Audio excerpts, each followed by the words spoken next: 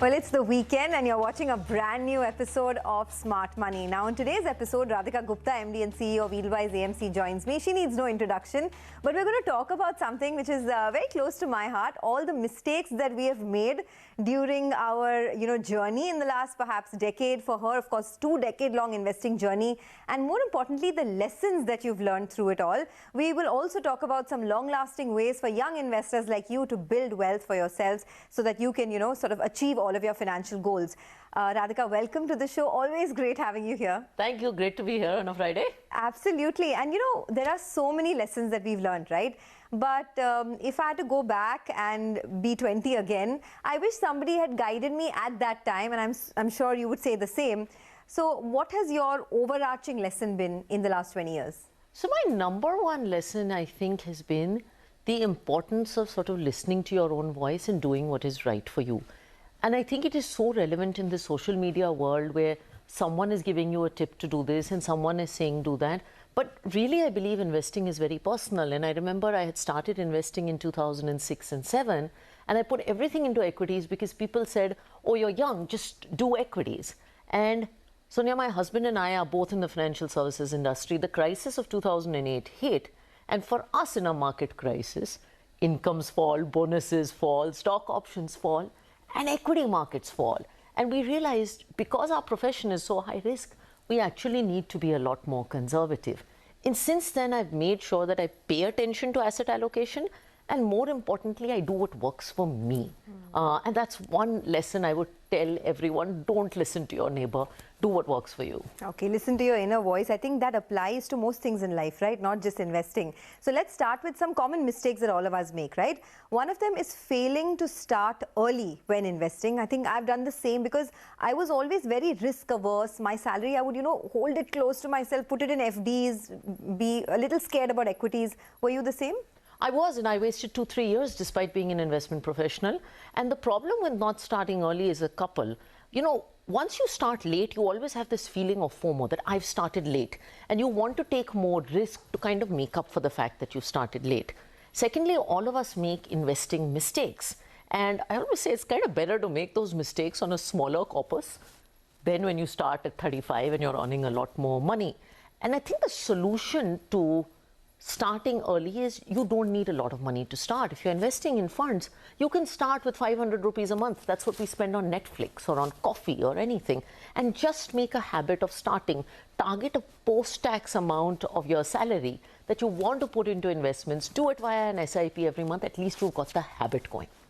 Okay, so start early, right? That's one of the big things, and that's perhaps a mistake that both of us have made. Let's also look at why exactly starting your investment journey early helps. So if you, suppose you're someone who's young, you're 20, 25 years old. Somebody the other day told me that a 20-year-old, 25-year-old doesn't even have money to spare. What do you do then? I think everyone has money to spare. So if you're earning 20,000 rupees a month, it's not a huge amount of money. A lot of 20, 25-year-olds do earn that amount of money. Target that you're going to save 1,000 rupees a month. Your post-tax income is probably 15,000, 17,000 rupees. Just say I'm going to save 5% of it. Do an SIP with it so that that monthly habit goes out. The reason I think this works is we all pay taxes, right? So you don't say I don't have money to pay tax because you have to pay tax, right? An SIP is an automatic deduction. So it's like an investment tax. I call it the investment tax for young people. Get into the habit. Once you do 1,000 rupee one, you'll see your portfolio accumulate. Believe me, the next year you'll go and say, maybe I should take this to 2,000. Okay, so start with how much ever money you have. It can be as low as 500 rupees, 1,000 rupees, it doesn't matter. Got that.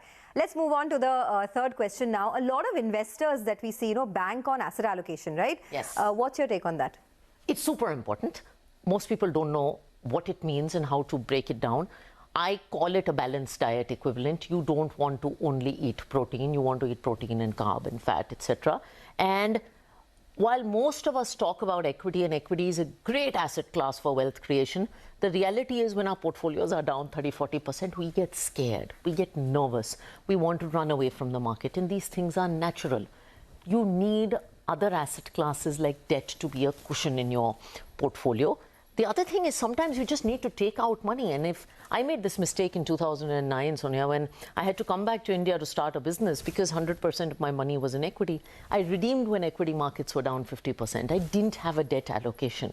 if I did, I could take out money. So debt is always your place to take out money if you have a need.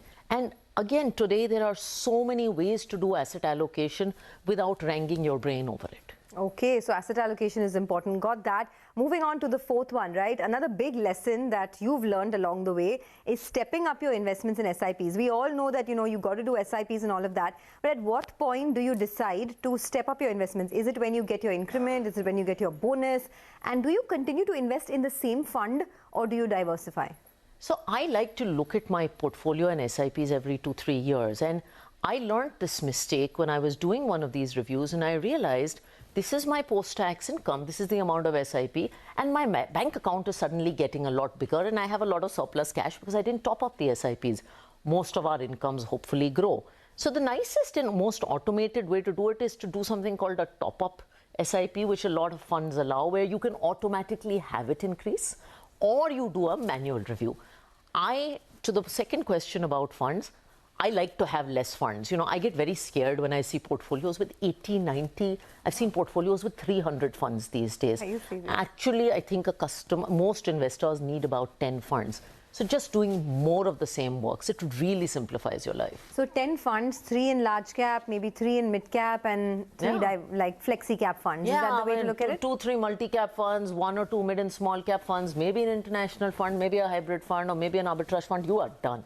Okay. 10 is high, actually, 8 to 10. Okay, 8 to 10 funds in your portfolio. Another mistake to avoid, according to you, is the FOMO factor, right? The fear of missing out. Now, I want to talk a little bit about this. In 2008, when most of us started our careers, at that time there was this Lehman crisis. I doubt any of us would have invested in the market at that time, because there was, forget the fear of missing out, there was just plain fear. Yeah, there was fear of world ending. So how do you sort of, go against the tide? I think documenting what you need really helps. So I write down a set of investment principles for myself. These are the kind of returns I want. This is the kind of, like, if my portfolio loses 10%, I'm comfortable. But if it loses 30%, personally, I'm not comfortable. These are the kind of funds I want to invest in. These are the things I will not do. And that document, it's a one-page document. It's almost an anchor for me. And now me and my husband, we manage things together. It's an anchor for us not to fight with each other also, because we know what we want. So I think having a set of basic principles sometimes avoids FOMO. And FOMO is a lot more prevalent these days because we live in a social media driven world. So it's very easy to get a tip or someone to say, oh, I made 30% returns in small cap, you only made 15%. And you start thinking, oh, maybe I should have done 100% small cap. And the reality is it's not right for you. So writing things down sometimes is really helpful. Okay, it's interesting you say that you and your husband had a fight about, money. Somebody asked me the other day, what are the 3 or 4 questions that I need to ask the person I'm in a relationship with, money-related questions, to make sure that this is going somewhere? What would your answer to that be? By the way, I get girls who set up calls with me, and this is one of the kind of questions they ask, what is the kind of person I should marry? So this is not such a surprising one. I think you need to have a common set of values about money. How do you believe in saving? How do you believe in spending? Is money going to be managed separately or jointly? Are liabilities and loans going to be in both of your names? Do you believe in having a joint bank account? I believe in each person having their own accounts. You can have a joint bank account for convenience. Now, it's a very personal thing. But as women, I do believe we should be in control of our money, because life is truly uncertain and money is hard earned. Absolutely. Okay, let's move on to the other mistake. We're talking about 12 investment lessons, and we're on the 6th one. Rushed investment, right? Rushed investment decisions. Would that be only restricted to equities, or do you think that also comes in the light of, say, maybe when you're buying an apartment, real estate, or even gold? What are the mistakes that you made along the way? So I think rushed investment decisions are really important, because the more thinking you do before investing, the less pain you'll have after investing. I have also done these mistakes. Sometimes I think the source of these mistakes is someone shows you this really attractive. I remember going to see a prospective apartment, and the builder told me, if you don't do this in 2 days, the price will be up by 30%. And, thankfully I didn't fall for it, but I know a lot of people who do. And what I want to say is that no investment opportunity is running away. And even if it is running away, no investment opportunity is worth investing in if you don't understand it. It's just not worth it. And reality is, I don't think most things run away. So this mistake happens in property, this mistake happens in equity, this mistake can happen in an unlisted investment, can happen anywhere. So did you go ahead and buy that property? Thankfully not. You know, I don't like illiquid investments too much, so I'm very careful about that. Absolutely. Even I believe in that. After the age of 40 particularly, I think 80-90% of your investments should be liquid, right? Because if you have a property, however good that property is, it will take you a minimum of 1 year to sell it properly, right? To get the right price in the market. When you go to buy a property, it's very easy to buy. But when you actually go to sell it, is when you realize the pain. And you have taxes, you have maintenance in the middle that you don't factor into account. You have all this extra transaction costs. So we worry sometimes about 20 basis points of expense ratio in funds. But if you start looking at the expense ratio of properties on a recurring basis and on an exit basis, it's very, very high. So someone really has to give me a serious premium to invest in something illiquid. And I always say that, you want me to do something illiquid? Tell me why you're giving me much more than what I could in a liquid option. Okay, there are a lot of pearls of wisdom here, but I do need to take a short commercial break. Don't go anywhere. We'll be back with Radhika Gupta of Edelweiss AMC to talk about her mistakes along her investment journey and the big learnings along the way as well. Stay tuned.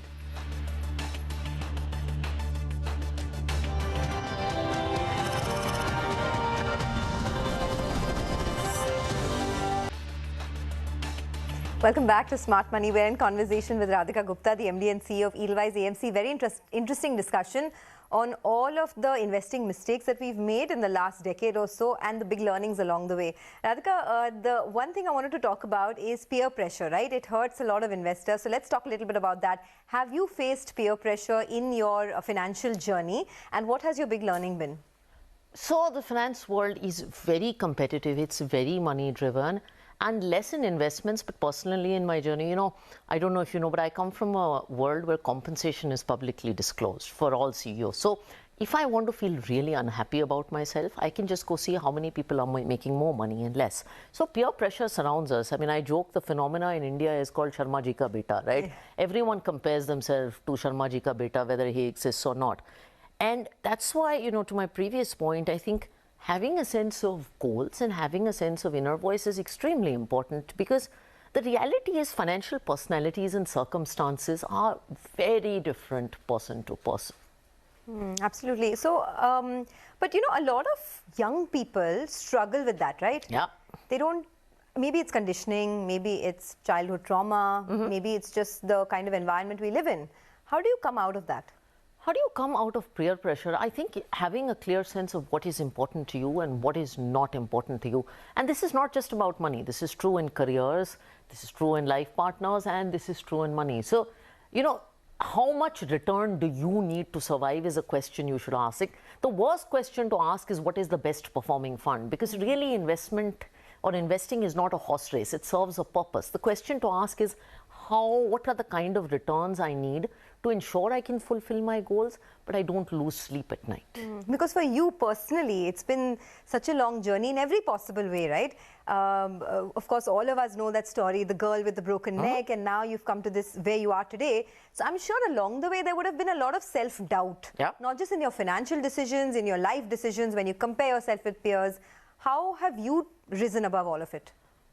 I think I have learned to tune out the noise. I mean, I'm 20 years younger than my average peer. You tend to be a lone woman in this journey. And all of this, by the way, we just had World Mental Health Day, can be very negative for your mental health. So I think I've learned to have a sense of what matters to me. I've tried to tune out the noise and constantly ask myself, I actually write this down at the end of the year. And then third, have a sense of gratitude. I think that really helps. So if you are grateful for what you are, what you have, money-wise or otherwise, I think you become a lot more stable. So I actually write a list of the 10 things I'm thankful for at the end of the year, and it really helps me. Okay, and thank you for this advice. Very helpful, you know, across whether it's finance or even life. Let's move on to the next finance lesson now. The importance of being proactive while investing. Now, what do you mean by this, and what was the mistake that you made in your early days? So I think the importance of being proactive is about just understanding different asset classes. Very easily, we outsource investing, oh, my father will do it, especially with women, or someone else will do it for me. You know, I read about this somewhere, and we can be very sort of casual about it. And I think it's important to, one, start, but also research. And the good thing today, Sonia, is there are so many options. There's so much literature. There's so many shows like this and conversations like this. And the reality is, you know, you don't need to read a balance sheet to be a good investor. With funds, there are enough options for the novice investor who doesn't have time. But it's important to have a basic level of knowledge before investing. Okay, you know, you recently on Twitter, you put out this very interesting picture, a pictograph kind of thing, where you said that there are 144 crore Indians, yes, but barely 3.5 crore Indians invest in mutual funds. I mean, that's not even 2%, right? Yeah. So why do you think that is? And in this day and age where there's so much social media, there's so much access to free resources, why are people still not investing? So I asked the question when I put that out that there are like 40-50 crore users on OTT platforms, and if you can afford an OTT subscription, why can't you do an SIP? And then someone told me OTT gives you entertainment and an SIP doesn't. And maybe the answer lies in something like that. I think good investing is in some sense a little boring. Perhaps we need to do a little bit more work to appeal to a younger generation of consumers. But good investing is boring. I think there's also the belief that I don't have enough to start. That's a common question, that I don't have enough of a corpus to start. And I always say, if you can afford Netflix or if you can afford to order on a food delivery platform, you clearly have enough to start. Absolutely. Okay. So how do we keep our investment options simple, right? That's one mistake that a lot of people make. They get into very, very complicated things because somebody missells it to them. What's your approach? So I should tell you something personally. I started my career trading a product called collateralized mortgages. It is just complex. I have probably invested in 15 different countries across asset classes. So in Hindi, the line is, "Maine ghat ghat ka pani piya hai." If you ask me what my personal portfolio is, it's just SIPs into mutual funds. And the reason is, it's not because I'm a fund professional, genuinely. The reason is a simple SIP or a simple product does everything you need with liquidity, with transparency, with reasonable costs and with disclosure. And very often I hear investors say, "Oh, I've done that SIP, but give me something more." Oh, that's for basic investors, that's for retail investors. And the truth is, investing is very democratic. What is good for a retail consumer is also good for someone with a lot of money. So we have to get it out of our head that something complicated is better for us. Very often it tends to be worse for us. Okay, well, we have time for just 2 more lessons. So let's go through that. Any other lesson that you have, that you've perhaps learned in your investment journey? So it's not a mistake I've made, but it's a mistake I see a lot, and I do want to mention it. And it's the getting really short term. I think the world is getting more and more short term. So I see people talking about 6-month returns, 12-month returns, etc., etc. And I keep reminding everyone that we live in India. Our large cap equity markets grow at 12%. Multi-cap fund probably grows at 15%. You just need to hang around long enough and not be obsessed with the short term. You know, people are chasing the best performing fund in the short term, the best performing asset class in the short term. You have no ability to make sense of short-term news. So that's a big one that I just want to talk about. The power of patience, right? The power of just patience and forgetting what's happening in the last 1 year. It doesn't matter. Okay, finally, a couple of questions, you know, just understanding your own journey, right? You've been in the market, what, 20 years now? Yeah, about 18 years. 18 years. At some point, you would have a number, a retirement number. Everyone has it. What's yours? Okay, I think retirement's overrated. I was going to ask you what a number means, but I don't have a number. I think financial independence is important. Financial independence to me is not retiring. It is about having enough money so that you're doing work not under the pressure of money, so that you're living a life where your goals are fulfilled and you're living a life that is happy. But I love what I do too much to retire. And I want to say, my dad is 70 and he's retired, but he's the busiest guy on earth. He works in foreign policy and he loves it. And I hope in today's India, most of us have jobs that we truly love. So yeah, I don't like retiring. Number. I don't have a number. Maybe I should go look for a number. Well, as they say in that book, right, Psychology of Money, money buys you time. And money buys you time. And it buys you flexibility, that's exactly. all. Okay, finally, since you're a mother now, yeah, this balance, this eternal dilemma of whether you can have it all, can one really have it all? You can have it all, but not in a perfect setting. So sometimes there are ads, perfect mom, perfect wife, perfect investor. It doesn't happen. You can have a career. You can be a CEO, you can be a mom, you can be a writer, you can be all of that. But you will have days when you feel very good about it. You will have days where you feel totally in control. And you will have days where you want to hit your head against a wall. You don't have a plan, where things fall apart. So you can have it all, but not every day. Not all the time. In the long term, you can have it all, but the short term will be crazy. Okay, always an inspiration. Thank you so much, Radhika, for joining us. And it was, one of the best half an hours. Lots to learn. And, I hope and pray that you continue to achieve the kind of success that you have, and hope to see you again on our channel. Thank you. It's awesome. All right. With that, it is curtains down. Have a great weekend. See you again on Monday.